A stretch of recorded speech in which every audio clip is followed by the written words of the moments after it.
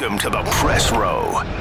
Behind-the-scenes stories from the world of sports media. Pressrow. Insight and interviews from around the sports world. Now here's your host, Jonah Siegel. Welcome back. Believe in the Pressrow. Jonah here out here in Seattle. I think we are actually as far apart coast to coast as humanly possible. In North America anyways. As far apart as we've done this show, by the grace of God, to the extent you believe in one, I have been pursuing today's guest for a very long time, and whatever they say about persistence, I win the award. He has been saying no for a very long time, and out of nowhere, he said, yeah, I'm going away. So when I go away, we'll do it then. So here we are. Ladies and gentlemen, boys and girls, he is Stephen Brunt. Stephen, how are you? Hey, Jonah, how you doing? 4.5 time zones. That's right. That's how much we're separated by. So that is as much as you can do in North America. And for those of you who know the voice, know the face, it is summer months, so Stephen is joining us from Newfoundland. How are things out on the far right coast? Beautiful today. Yeah, I crossed last night on the ferry, or the night before on the ferry, and arrived to sunshine and kind of summery temperatures, which is not the usual case in June. So it's usually a lot colder here and a lot wetter this time of year. But yeah, kind of the annual get back to the house, see what's moved, see what mice have moved in, start digging out the garden, all that stuff, and you go back a season when you come here. So the cherry trees are just in blossom here now, and things are just getting started. So it's like a step back in time when you come out here in terms of the seasons. And when did you leave? You left like yeah, September-ish? I left a little over a week ago because I stopped in the Gaspé and went salmon fishing for a few days, which is kind of halfway here. So I've done that the last couple of years. But you haven't been in Newfoundland since like last fall, is that right? Yeah, I left here just before Labor Day. I guess I'll get back and yeah, I usually, traditionally I've always been back for Labor Day. That's Gotcha. been kind of the routine. Maybe not this year. Yeah, this year you get to be a man of leisure, as they say. Mm-hmm. Awesome. Or partially anyway, yeah. So I don't want to go through the history because everybody knows it. But man, you've written a lot of books. I didn't realize how many books. Remind me, did you actually write because your Wikipedia page says that you were planning on writing a book with Brian Burke. I read the Burke book. Did you help with the Burke book? Yeah, that's my book. My name's on it. Yep. Gotcha. Absolutely. It was fantastic. It was a terrific read. Good experience. Really like working with him. Do you think he'll get another gig in the business? Not on the media side, but in the game side of things.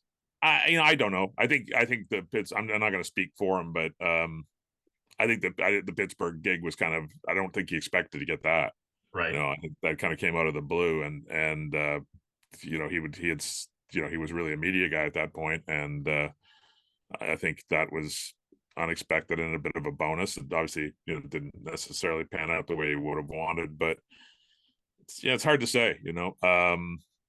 My guess is probably not, but I don't think he'd say no if somebody called him. My favorite book of yours is the Gretzky book on the trade. Thank you. I've been most blown away by his progression as a member of the media watching him on TNT. He's been, we all grew up watching him. We grew up with him. He's a little bit older than me. He's a little bit younger than you. But he, phenomenal talent, obviously. Man of few words, right? And I think we all kind of joke that he's a great get for TNT, but is he ever going to say anything? But he's really come into his own. Have you watched him at all during the playoffs? Yeah, just bits and pieces. My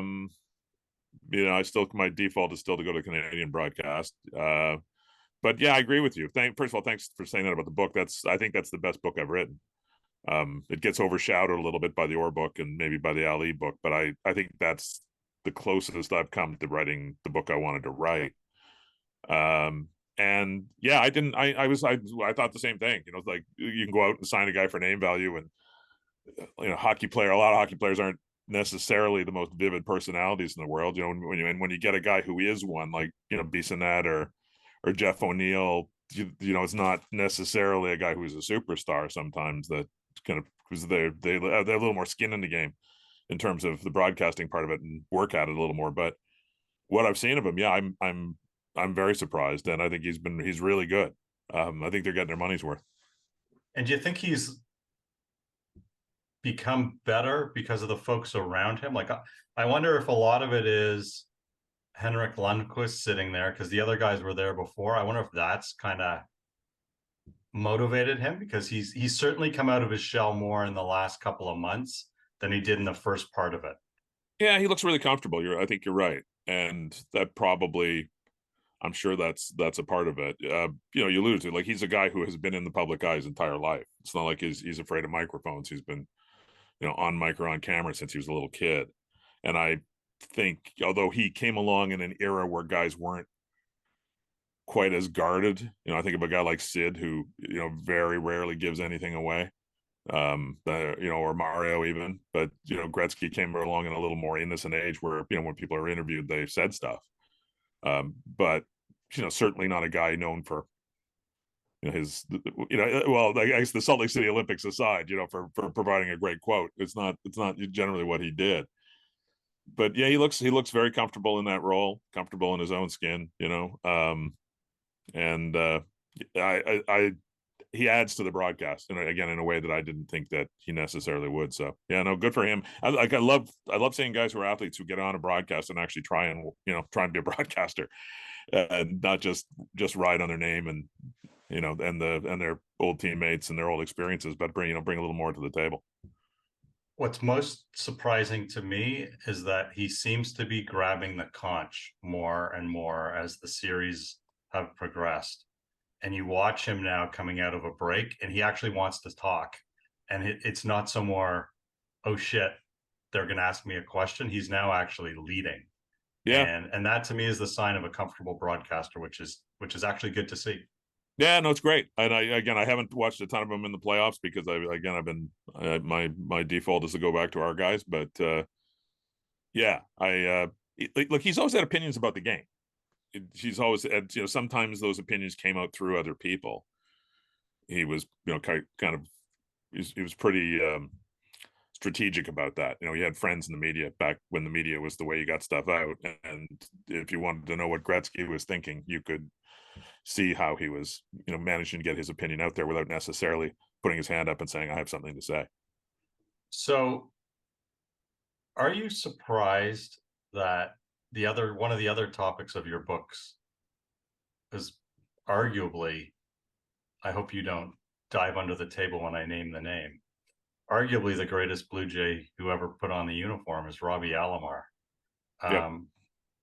We know what happened post playing career. He's really been erased from history. Do you think that'll ever bounce back, or Robbie's done?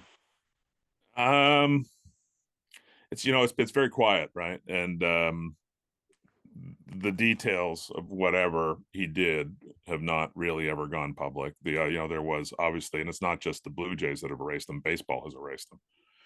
So you know, and I don't see, you know, I think he's back home back in Puerto Rico, as far as I know, and laying very low. Yeah, it seems to me to be that's one of those ones that's probably definitive, that, you know, what they found and what baseball decided and what the Jays decided was significantly serious, you know, serious enough to yeah, to make a guy, you know, he is, you know, you can argue about Roy Halladay, you can argue about pitchers, but he's the best position player that's ever played for the team for sure. But, you know, to make him a non-person, a guy in Cooperstown, a non-person, yeah, I would think this is not in a gray area, that it's somewhere beyond that. But I don't know any more about it than anybody else does. We just witnessed one of the most bizarre occurrences with the Blue Jays that I think we've ever seen. And to me, it's not so much what happened with the player, it's how they dealt with it. And to me, because I'm twisted, I guess, it's so much that we didn't hear from Mike Shapiro during any of it. On again, off again, and then the sudden we're gonna make this guy the poster boy for the Pride event, and then no, we're not. We're gonna cut him. I know you were driving or traveling, but what was your whole take on that? Well, I just read Longley's story in the Sun about the Pride event part, where it looks like it was Bass that wanted to make himself that guy. Agreed to it. That's so. And Rob's a pretty good reporter, so that part of it, because I never did understand that part. In terms of who's going to speak for the team, the Yunel Escobar situation, which was not dissimilar in its own way. They left John Farrell do all the speaking on that one. Beeston never showed up. So, actually there's a precedent here for that the team president wasn't the guy. I kind of think the team president in both cases should have been the guy, but it's not like this hasn't happened before. And yeah, their position was on the minute, the minute he, not the minute he amplified the tweets or, but the minute that he offered his kind of non-apology, it was all over.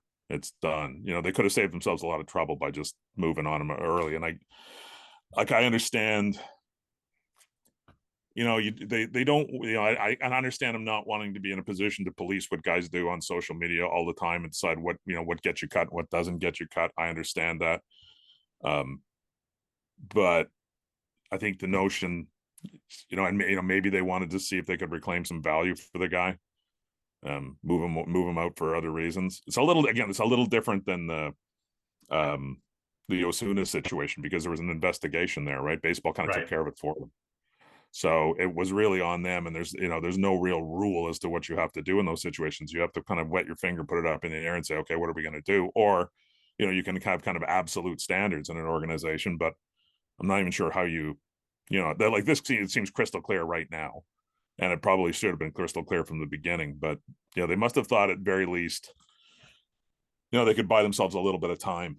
And maybe they thought they could ride it out, although why you would ride it out for Anthony Bass, I have no idea.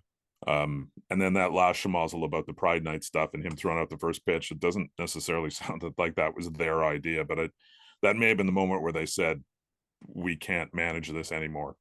And we've got to cut bait here. It's a mess. It's a mess of their own doing. I don't know what the guy, again, I'm not close to that clubhouse these days, so I don't know how his teammates feel about him. I guarantee you, at very least, they didn't enjoy the distraction of this, and their opinions about matters will aren't probably not going to get. I don't think we're going to end up having a debate with open debate about what guys in the clubhouse think. I think for most folks, you might be shocked about what guys in sports think about stuff like this in a negative way. It's not necessarily the most enlightened group of human beings in the world a lot of the time. But yeah, I think the short answer is they made a hash of it. They should have said, look, we can't ride this out. It's not worth it. There may be some blowback. The guy may end up being he may be a Fox News darling after this. I'm waiting for the martyrdom of Anthony Bass in the American right-wing media. I think that'll happen to a small degree. But let's just clear the air and get this guy out of here. And plus, he's expendable. He's completely expendable. So let's just get ahead of it. And they didn't. So I like the blame, where that blame lies. I agree with you that the buck stops at the top, but history, and even with this franchise, would suggest that that's not always how it plays out. Did that last part not surprise you? I mean, correct me if I'm wrong, but one of the reasons I had heard, and I think the public had heard, that this administration, for lack of a better word, was brought in, was to kind of modernize the Blue Jays. That under the last group, it was still run like the old Blue Jays, and that Shapiro was supposed to come in and kind of change the way they operated and make them more of a modern organization with him at the top. this seemed to be, as you said, that things really hadn't changed. And here we are again, where you have an absentee CEO who does not understand how to deal or manage a crisis. And this was a PR crisis, at least in my opinion, it was.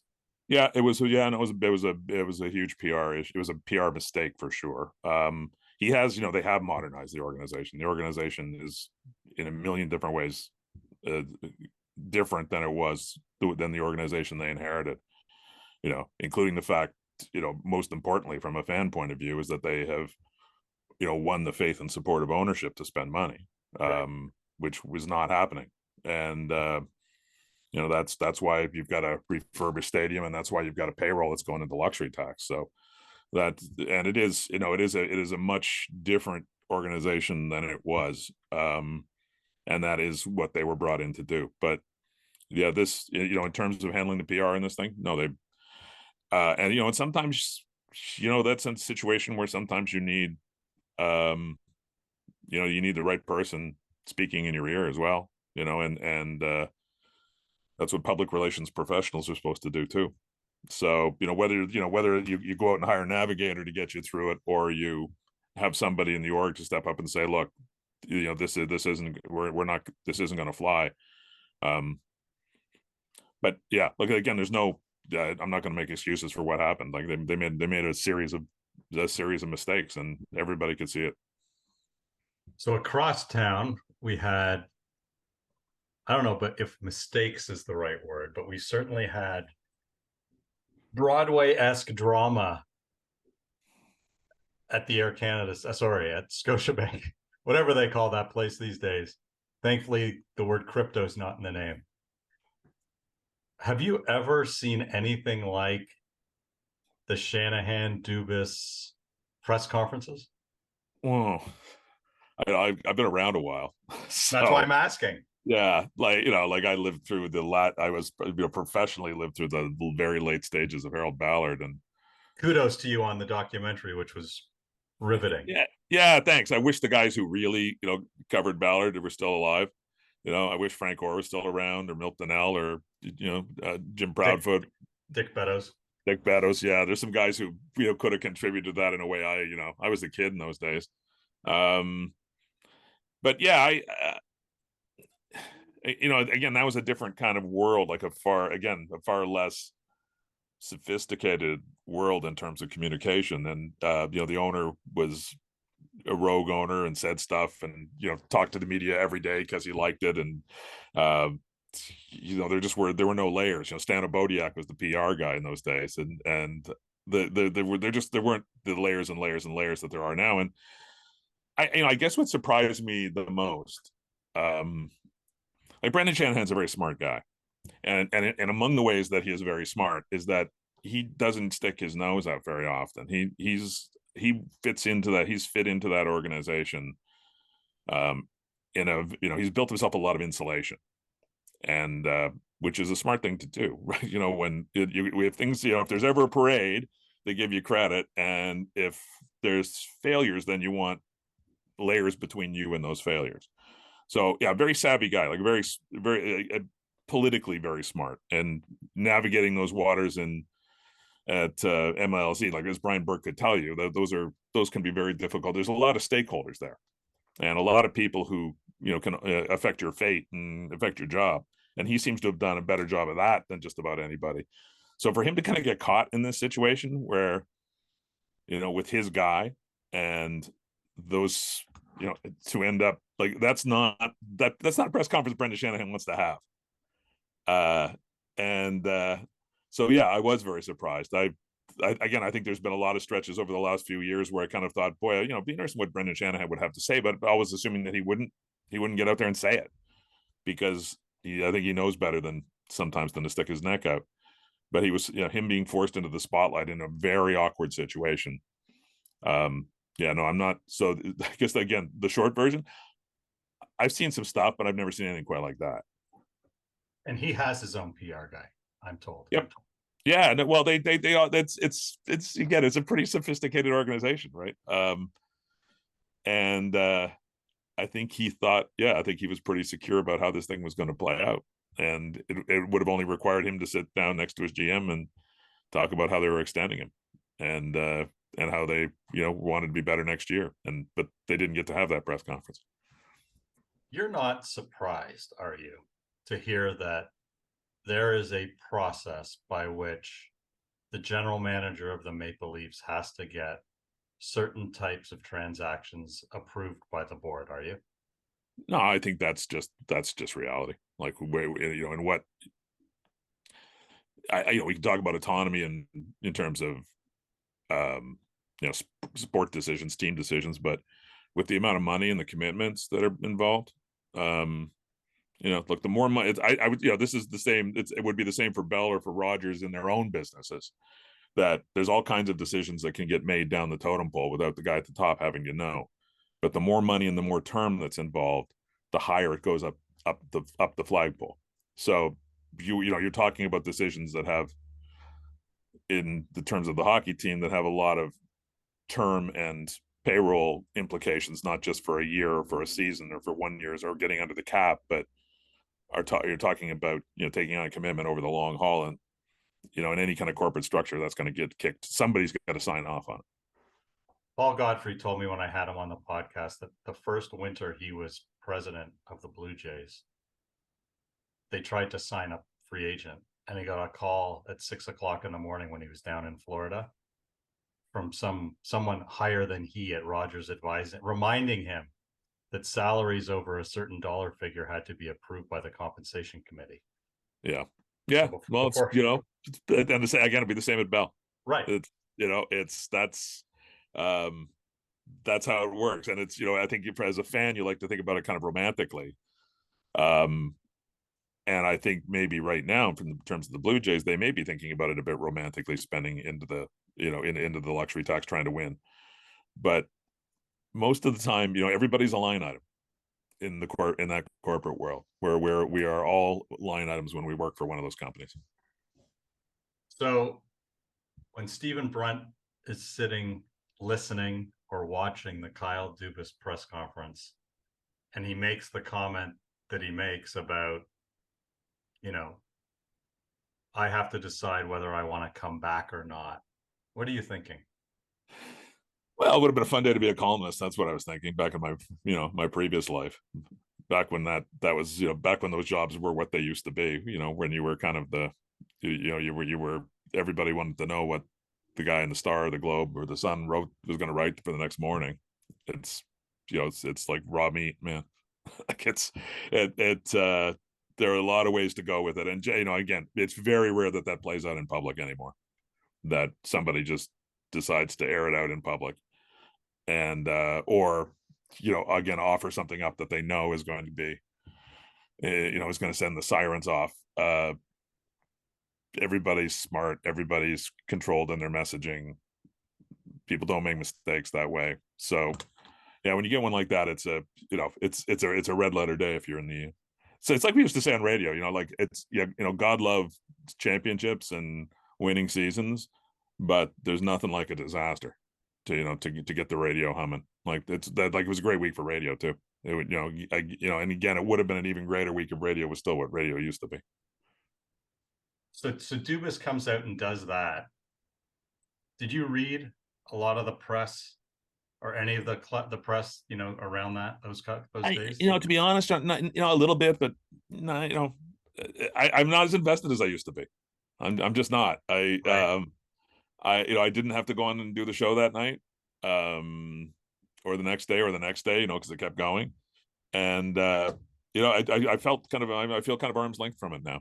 I feel arm's length from the day-to-day stuff, which I'm not sure that's a permanent thing, but maybe it may well be. I'm just kind of amused by it now. It's not life and death anymore. Are you surprised they parted ways? I guess. Well, I guess Kyle read his opportunities reasonably well. Knew there was something else out there for him. That he wasn't actually going to just spend the next year sitting at home getting to know his family better. It's always good to know, before you put yourself out there, that there probably is a safety net waiting for you. you know, it kind of it kind of forces Brendan into a page turn, which may not be the worst thing in terms of buying some time. Having somebody else come in there and maybe do some things that Dubas wouldn't do or wouldn't want to do. Again, I think there's going to be a point here where eventually those corporate masters we were talking about are going to, if they spin their wheels for another year or two, I think somebody at some point is going to say, hey, who's running this organization anyway? Who hired those other guys? And then got rid of those other guys because eventually ask not for who the bell tolls. Yeah, yes. So it'll eventually be his night in the barrel, but this probably buys him a little bit of time. So you made an interesting point about the early days, and I'm assuming you pick your words carefully as well. The early days of being a journalist. It seems to me that a younger Stephen Brunt writing this story would have a lot more artistic freedom, if you will, to write the story than one would today. And we saw yesterday The Athletic unfortunately let 4% of the writers go. And we live in a digital world where everything, I'm sure you know a bunch of the people that were let go. Unfortunately, a bunch of the people let go. And yep, you know a lot of people, unfortunately, over a long time who've been let go. So people today have to write for clicks. You never had to write for clicks, at least not back in the day. How much does that change the job when you're writing for clicks? It's a really good, it's a good question. And it's not just a figure of speech like that. The Athletic, and I assume they're still using this model since the Times took over, but essentially those guys lived by the algorithms, right? That you were literally measured by page views. Yeah, and if you didn't hit your number, your compensation was based on that. Except for the big, they hired some big names off the top who were in a different stratosphere. But for almost everybody else there, my understanding was that you lived and died on your hits, and and I think there's I'm not sure how other platforms would deal with that, the newspaper platforms such as they are now, or Sportsnet or TSN's websites, the ESPN websites, the other, all the sports websites. But I'm sure they all know. It's just that the Athletic was right out front about it, saying, when they'd call their guys in and say, hey, this story got a lot of look at all the action we got on this story. You should write more stories like this. And if you were writing stuff that was, I'm maybe not so much more artistic, you said, but a little more esoteric, that wasn't hot button, hot take, fire the coach stuff, a little more nuanced. Maybe you probably didn't provoke that same kind of hot button reaction and get linked by a bunch of people and kind of play into the outrage machine. So I guess I understand why they do it, because they're trying to drive traffic, because they're trying to sell ads, and they're trying to make money. But I think it's a terrible thing on the journalistic side. It's awful. I did when I was at the Globe. Obviously, the Globe wasn't predominantly a sports newspaper, but they had a long tradition of very good columnists who wrote for that paper: Alan Abel and Trent Frayne and Jim, not Coleman, but Scott Young, and that platform, on the front of the sports section of the most serious newspaper in Canada, kind of carried some weight. And you always figured, I think, when you were there, that not everybody was reading you, but some really important people were reading you. So you were tapping into an audience of power and influence, and it had some heft to it. And the commissioners read you. They knew what was in the Globe and Mail, and the owners knew what was in the Globe and Mail. And I don't, no one ever talked about whether that sold papers, or once we got into the internet age, whether that whether people were clicking on your story. They kind of used to go back and forth with comment sections, which were for better or for worse, but that wasn't what it was about. there was, your value to them was not measured purely in online activity. And I think it's a terrible way to measure value. I get it from, if you're like one of those venture capitalists that, that started the Athletic, like, they're not in it for journalism. They were in it to build it and sell it. So they don't give a shit.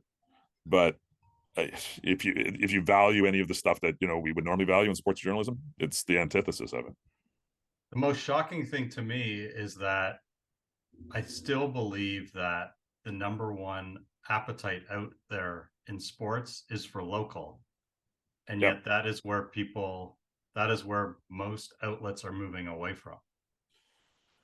Well, I don't know. They're moving away from a lot of stuff right now. If yes, I think there's always value in local.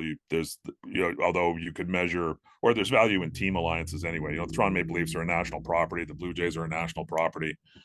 The Montreal Canadiens to a degree are a national property. The New York Yankees are an international property. Manchester United is an international property. So it's, not necessarily just the confines of your town, but, I think people mostly follow the teams that they follow and don't necessarily follow the larger story, the league story. That's true.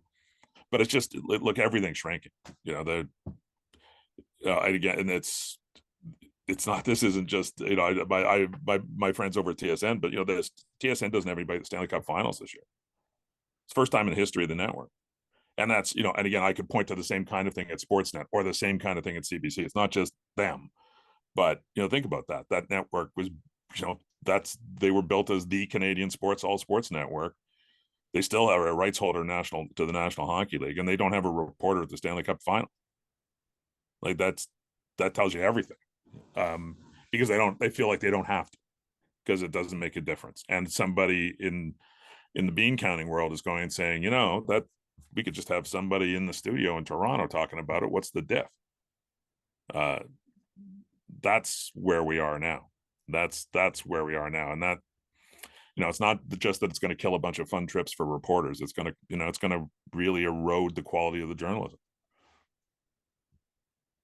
So 2013, Rogers strikes the deal on the NHL TV deal. Fascinating. Mm-hmm. Tons of predictions. A lot of people, I think those who struck the deal thought this was the NFL 2.0.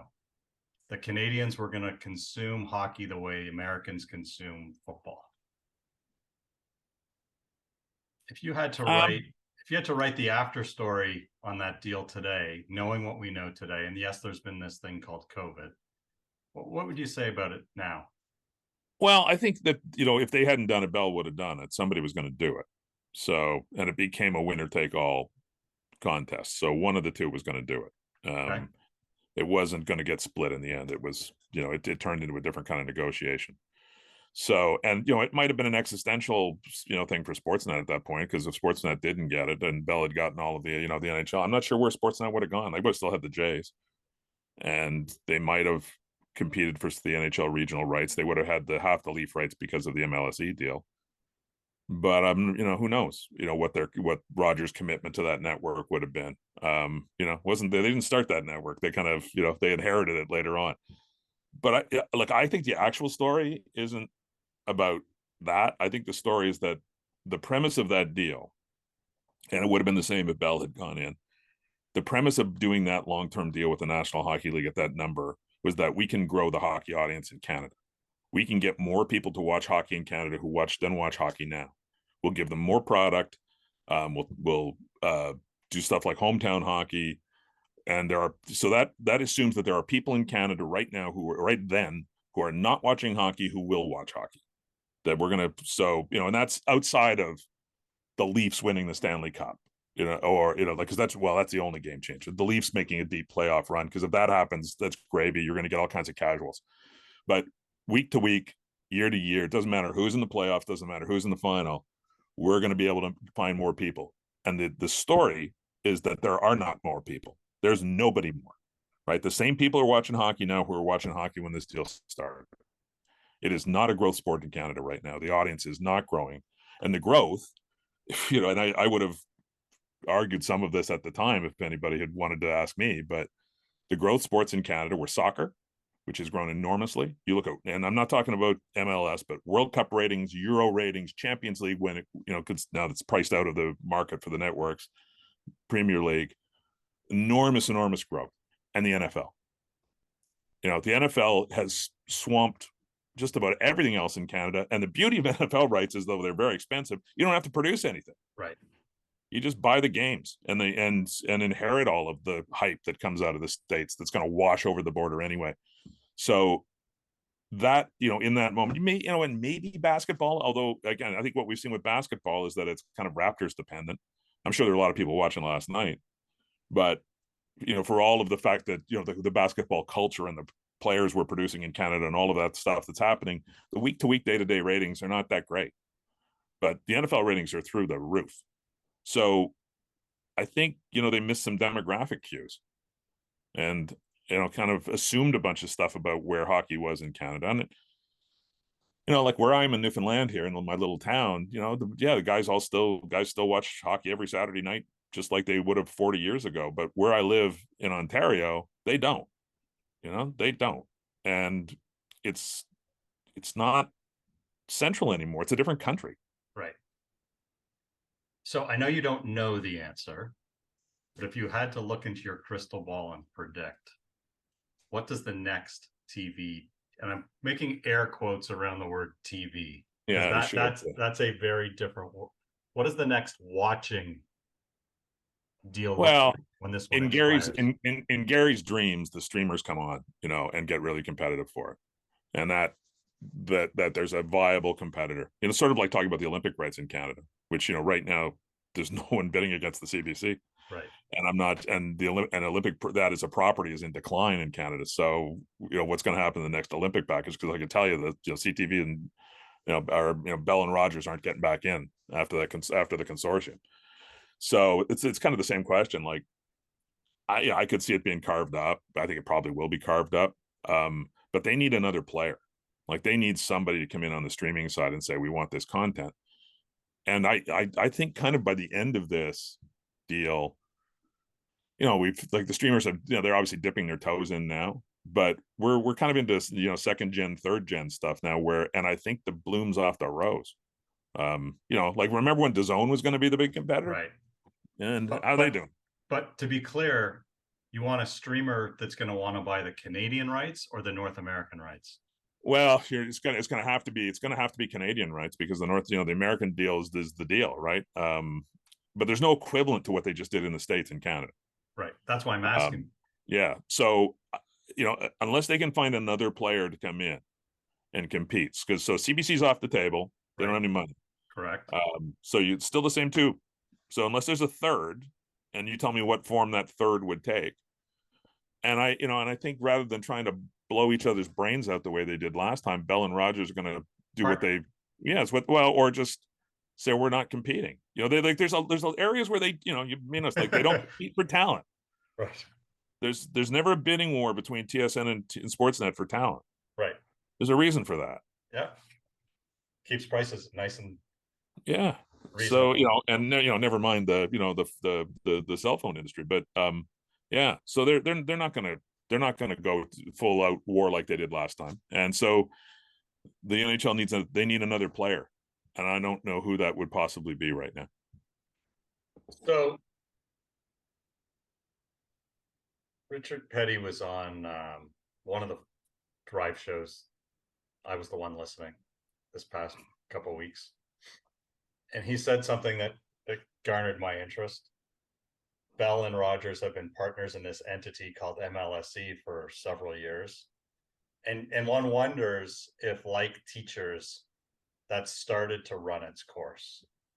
And again, I'm not looking to you for the answer, but again, if you had to predict, we just today heard that the Ottawa Senators have reached a deal in principle to be sold. There's some Toronto entities there that didn't win. Yeah. Who do you think is the future owner of teams in Toronto? If there is one, or is it going to be corporate? It's funny on the Ottawa thing. Guys who know way more than I do were telling me from the beginning that it was going to be Andlauer, and Okay. that all that noise and all the other stuff was all BS. That Andlauer was the guy. The league liked him. They know him. They trust him. He's actually got the money. So, for all of the talk about, movie stars and musicians and all that stuff, that Andlauer quietly was going to be the guy. And they were, so those people were right. Yeah, there aren't many people rich enough, as individuals, to do it, who would choose to do it. David Thompson could do it, but, and he had a stake in a stake in the Jets. He came in, but that was about real estate development in Winnipeg, I think, as much as anything.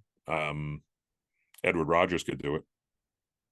Yeah. If you're going to talk about people, I have a hard time seeing, Larry Tannenbaum could do it to a degree on his own, but probably not the whole Megillah. So, if somebody was going to take the whole thing, it's got to be somebody who's extraordinarily wealthy and, and would want to probably take it private. But I don't, but I don't know. I just named the only two guys I could think of right now who could do it.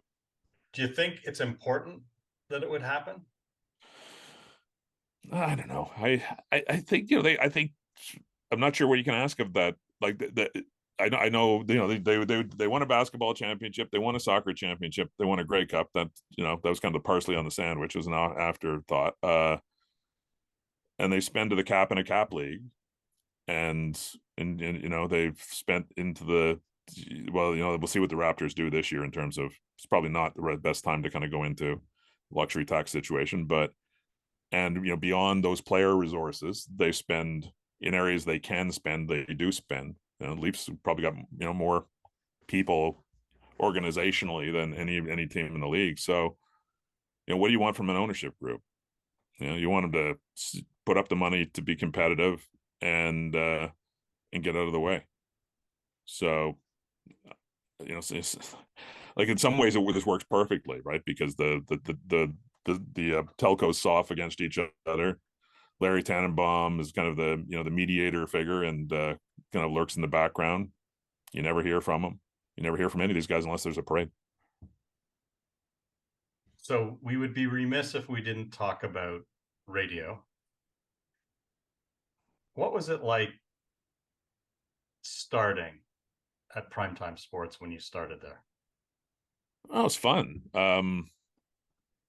I was one of many newspaper guys who moonlit in radio because we, could make a few extra bucks, and radio needed newspaper guys because we'd actually been places and seen things and had stories to tell. So it was a, a match made in heaven in a lot of ways. That, and that way predates me in terms of, news radio in Toronto. Jim Hunt, my great pal Shake, he was on CKAY like a million years before that. So there were guys, yeah. So it's kind of a tradition. It's so for me, I hadn't done a lot of broadcasting at all, or almost none, and it was the number one show in Canada, number one show in Toronto for sure, number one show in Canada, and it was fun. Wasn't heavy lifting, way harder to write a column every 4 or 5 days a week than to go on and do an hour or two of radio. It was a blast, and I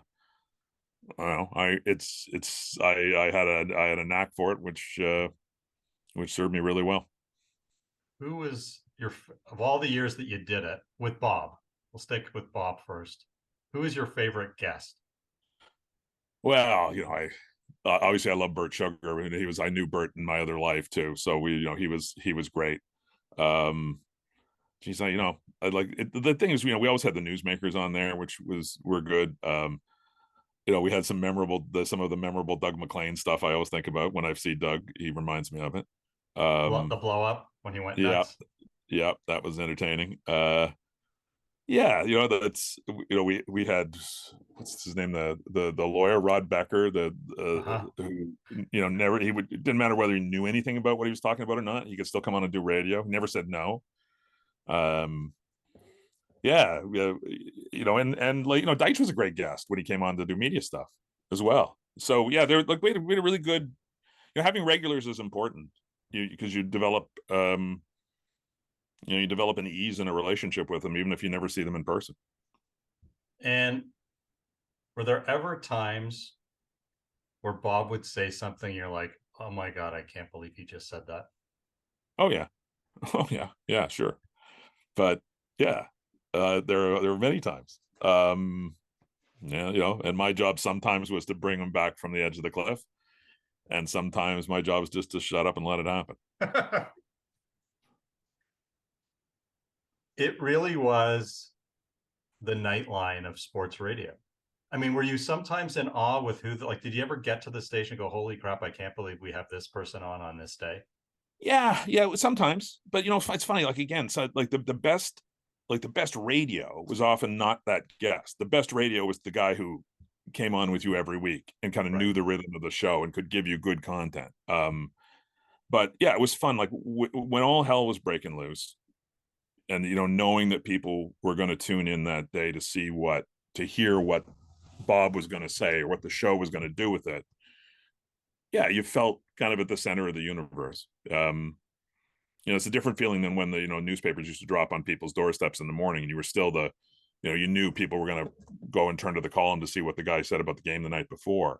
But there's such an immediacy to radio, just that it, and you just all those cars stuck in traffic on the Gardner.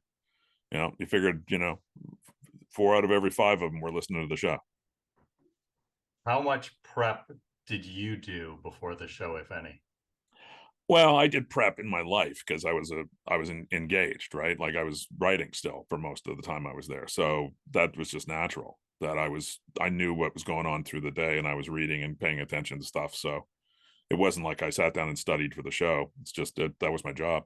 You knew what the topics were because you knew what was going on in the world. Yeah, and you talk to producers, whoever, we had great producers over the years, and I would talk to them a couple times during the day, and then I would go in early if I could and hang around. We had a newsroom in those days where there were a lot of people, and it was a real buzz like a newspaper newsroom.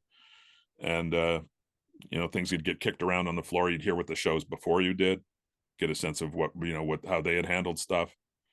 So yeah, it wasn't so much sitting down and studying for the show, which just kind of it had synergies with everything else I did. And were there ebbs and flows, or did it really follow a script? There wasn't much of a script. The show structure kind of changed over the years at times. Some years, there was a stretch where Bob was doing phones the first hour. And that was good because it got him all charged up, and he was really, so he was great at phones, but it also kind of got him turned on. With the 6 o'clock guest was always kind of that was a national hour. So the biggest name guest you had, you popped them in at 6. 5, the first half hour at 5 usually was the host and the co-host, untethered to anything, without a guest. So, and I listened to, the way Shaky had done it, and I, heard Waters doing it. Everybody did a little differently. But yeah, you just, you sit down, the lights go on, and you start talking. That was kind of it. And when news broke that Bob was going to be exited, what were your thoughts? I mean, the world was clearly changing at one night. Yeah, it wasn't, you could see the writing on the wall just because the way the business was going. Bob always liked to talk about making a lot of money, and if you make a lot of money in a sector that's shrinking, and what's the Gloria Swanson line from Sunset Boulevard? It wasn't the pictures that got small or whatever. Right. The medium got small. Right. It just the medium was shrinking, and the world that Bob had dominated no longer, and this is pre-pandemic, but it just didn't really exist anymore. It wasn't ever going to be the same. So at a certain point, somebody was going to make an accounting decision. It wasn't a content decision; it was an accounting decision. So then you pivot, and you end up in a little bit of no man's land. You did some stuff with Brunt, I believe. With Blair. With Blair. I'm an idiot. Yeah. Hopefully the editor edits that out. You ended up with Blair, but then you ended up with Ben Ennis. I don't know why I'm going to use the word, but that was surprisingly really a good show. Any idea why? And you and I talked about this a lot back and forth. Any idea why that works so well? I no, I didn't know how it was going to work. But right from the day one, it was a really, it was a good mix. Ben had a real, Ben's a smart guy and he's a good broadcaster. But he also had a, he doesn't have, his ego doesn't get in the way. He was really good at teeing me up and setting me up to tell stories and use that part of, what I have, in fact, again, I've been around a little bit. He likes to have fun. There's a spirit of fun to the show when he was there. Doesn't take himself too seriously. Yeah, I guess, I'm not sure I've enjoyed a stretch as much as I enjoyed the stretch with Ben, and it's a great show. I thought the show was really good. It was, and I've had this conversation with him, so I just look at this, if we were doing this show 20 years ago, this show would kill. Like back when people were looking at radio ratings and stuff, this people were saying, boy, that's a great show. But because of when it happened in the cycle, especially post pandemic, it really didn't matter if you're doing a great show or not. So here's my hunch, and that is that it's the first time that the fan didn't try to replicate primetime in that slot, and you guys didn't try to replicate what you had with Bob.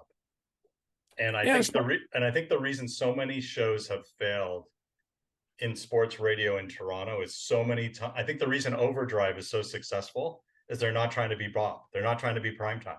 They're a different shtick. And I felt the reason you guys were so successful is you threw that out and said, we're just going to do something different. And it really worked. Yeah, I probably not with this, there wasn't probably a whole lot of, we probably didn't think it through that far. When I worked when Jeff and I moved into this, and again, people kind of forget that there was a Schulman phase too, right? When Danny did primetime, when Bob went to the mornings, and that was a great show. Like Dan and Jim Hunt was an amazing show. They did the Wendell Clark trade. I was listening live. I remember it well. Oh, it's a stunningly good show. And, and he worked really well with Jim. He set Jim up really well to do Jim's thing. But, yeah, I guess when Blair and I kind of inherited the spot, and then Blair and then Deitch as well, that they were just, all of us had a piece of the action with Primetime Sports. We were kind of expected to do the big story of the day or the serious stuff or the business stuff.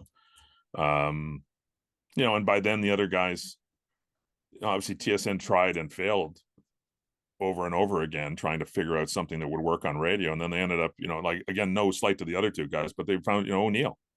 That's what changed it. Yeah. And you know what? They were unapologetic about it being essentially a hockey show. Yeah. And, Bob's show was never primarily a hockey show. He's not a hockey guy. He could do it, but they just said, we're going to do a hockey show with two hockey players, and we're going to let this guy who's a different character, we're not going to shackle him. We're going to let him, and we're going to be a little more irreverent and funny. And, it's like, it worked out. Again, I don't think it was by design. It was probably more by accident, but it was, really good. And became the primetime looked like the stuffy old guys show, and they looked like the fun young guys show. So you're right that, your audience ages out at a certain point. Your audience just ages out. So they did catch something, and it works, and it's worked pretty well for them on TV too. But yeah, by the time Ben and I started doing it, we could do whatever the heck, no one, there wasn't like there was a format. It was just put it, you two guys do a show because you're who's left. Forgot to ask you. I think one of the big things about primetime that worked was the Friday panel. Mm-hmm. Who is your favorite co-host on the panel? Oh, geez. That's a good question. I probably go back in time, I think it kind of was played out at the end, to be honest. It was too much. Yeah. And, and Bob became kind of less committed to it. He kind of take Fridays off. But yeah, you needed a little heat in the room to make it really work, but also, a sense of, an argument with a smile, that's the best for radio. You don't want actual hostility on radio. It's uncomfortable. Right. It's uncomfortable to listen to if people actually don't like each other. But yeah, I have to think about that. But that, I know what a good one was like, what it sounded like though. And that was with a lot of, everybody's energy being up, and some differences of opinion, but also that spirit of kind of having a beer with some guys you liked. That's what it was at its best. Throw you some softballs while you think about it as we wrap up here. So at your age, your experience, knowing what you know now, so you have the benefit. Yeah. If you could do anything, what would you do? I honest to God, it's going to sound a bit Pollyannish, but I lucked into a lot of stuff, and I had a great run and came along, and it turned out at a great time for, kind of the newspapers kind of waned during the time I was there. But I saw the world. I covered every sporting event. I wasn't a sports guy, and I went into sports kind of as a bit of a lark. And I covered every sporting event you could name. I've literally seen the world on someone else's ticket. I managed to slide into a broadcasting career without having to ever commit to being a broadcaster and just letting it happen. I came over to Sportsnet at a time when the newspaper thing was shrinking, and they were going to start a magazine, and had all kinds of ambition about doing documentaries and other kinds of projects. And I'm sliding out at a time when all of that stuff is disappearing and the future is very uncertain. So, and I was well compensated at the end. So I got no complaints. If I stuck around and tried to be a news reporter like I was, or an arts reporter at the newspaper, or like all of those things, I could have played out my career at the Globe and Mail, though most of my contemporaries got bought out early there. And but I had this great kind of second life with working with a younger crowd, creative people, team environment. I loved it, and and then been able to kind of get well. The getting was good. So yeah, no, I've got zero complaints. I could do my own projects on the side. No one ever restricted me from doing that, so I could do as much as I want. I came out to Newfoundland every summer for the last 20 years and wrote columns and did broadcasting from a place I wanted to be, and nobody said you got to come home. So is there a next? Is that what's next? Just some side projects, some more books? Yeah, I'm definitely, there'll be no more books. It'll be project driven, I think. Yeah, I don't think I'm looking for a job. That's a luxury, but I don't think I'm looking for a job. I want to be able to kind of pick and choose and have some fun and work with creative people that I like. Again, like I said last fall when I signed off, like, I'm not retiring. I don't know what that even would look like, but even if I wanted to get back into the world of day-to-day sport, I'm not sure what that world is. Right. I just, in that news with the Athletic, that kind of brought that home again. I say, as you alluded to earlier in this thing, I know a lot of those people, and a lot of them are 20 years younger than me or more. They got careers to play out, and I'm not sure where you go. There's no across the street anymore in the business, whereas there always used to be. You could always go across the street and work for somebody else. So yeah, no, I feel I've been really, really lucky and doing something never felt like heavy lifting, to be honest. It's not there. I worked in factories when, to put myself through school. I worked on assembly lines. I know what a real job feels like. And this didn't feel like a real job. 2 quick questions. The hardest 2. One night, one concert. Who's opening? Who's playing? Where's the venue? Wow. It's funny. I was just listening just before I talked to my son. Told me about, there's a recording of, and again, I don't want to sound like an old dude, because I do try and stay contemporary and try and keep going to, I'm not just on the nostalgia circuit, but there's Springsteen just released a concert recording from the '78 tour, the Darkness on the Edge of Town tour. So I looked it up. I saw Springsteen the first time in November '78 at the Banana Bowl at Maple Leaf Gardens, which was when they used to split it sideways. So the stage wasn't at the end. Stage was at center ice because he couldn't sell out the Gardens in '78. And this concert, it's culled from various concerts on that tour. You remember, it all comes back, just how stunning he was at that point, and that record, and like, to me, that's the peak for him, and one of the greatest live performances I've ever seen, for sure. Maybe the greatest live performance I've ever seen. So, he was hard to beat then. I'm, now it's a different vibe, now we're all old, but, I've got a little theater out here in Woody Point Heritage Theater, 200 seats. We had, that's my favorite venue. When Gord Downey came out and played, sat in that little room and with Josh Finlayson and played, the Bob Cajun and the stuff from Coke Machine Glow and all of that. It's pretty good. So this room, our little room here is kind of magical. So that's 100% my favorite venue in the world. Like I miss back when I was a music reviewer in my early days, the El Macombo was actually kind of a shitty venue, but I saw some amazing stuff there. It's always better in a grotty club somewhere than it is in a big concert theater. And I think outside is better than inside, but that's me. Yeah, I don't know. That's because you're an audiophile. I just like the open air and nice weather, but that's me. All right. You haven't given me your favorite panel guest, but if you had, as people know, nobody does an intro voiceover, and I played it for my son last night, a bunch of them. Man, they're good. The Stephen Brunt voiceovers are bleeping fantastic. So if you had to write the voiceover to the Stephen Brunt story, what would the opening line be? Oh geez, I can't do that. Hey, that's writing. I don't write on the fly, but look, it's been a really good ride, and it continues to be a good ride.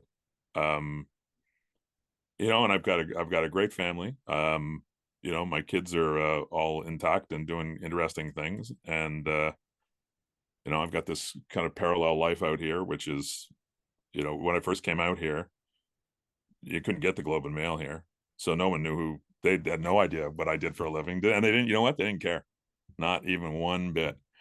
But we built something really cool out here with the festivals and with the building that we run now, and kind of built some stuff in this little community. And I'm as proud of that as anything I've done on the other side, and that's going to continue.